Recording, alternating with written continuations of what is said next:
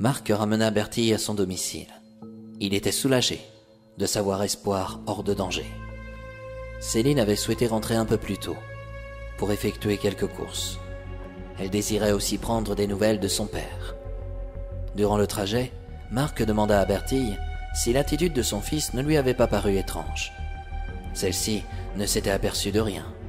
La seule chose qui comptait à ses yeux, c'était de le savoir à nouveau en vie.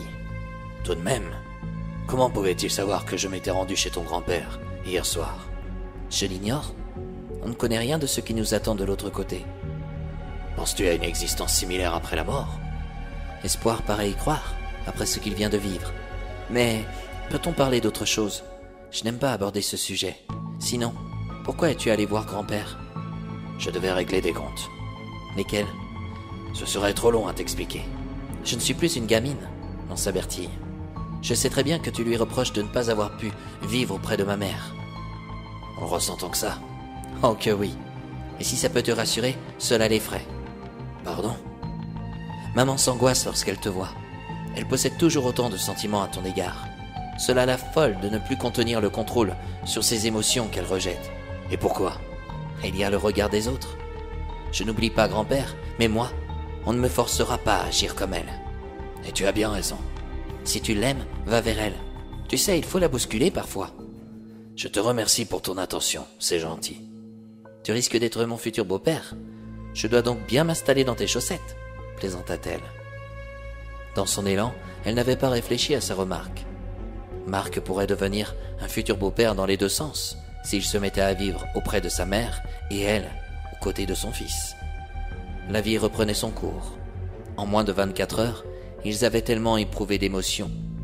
Ils avaient tous besoin de repos. Marc la déposa chez elle, puis il retourna dans la rue de la Mariée.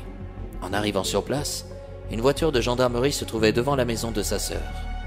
On l'attendait certainement pour l'interroger au sujet de l'accident d'hier soir.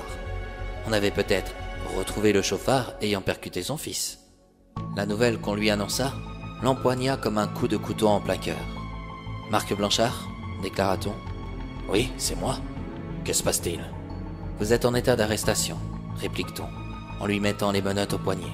« Vous êtes accusé d'homicide sur monsieur Jean Loiseau. » « Comment ?» N'ayant pas le temps de réaliser, Marc s'en alla directement dans la gendarmerie la plus proche. Du coin de la rue, en larmes, Céline le regarda partir dans cette voiture. Marc avait été le dernier à avoir vu son père vivant. Comment avait-il pu? Hélène lui avait confirmé qu'elle était arrivée à temps, afin d'éviter un drame. Mais personne ne la croyait, ici, à Chambretot.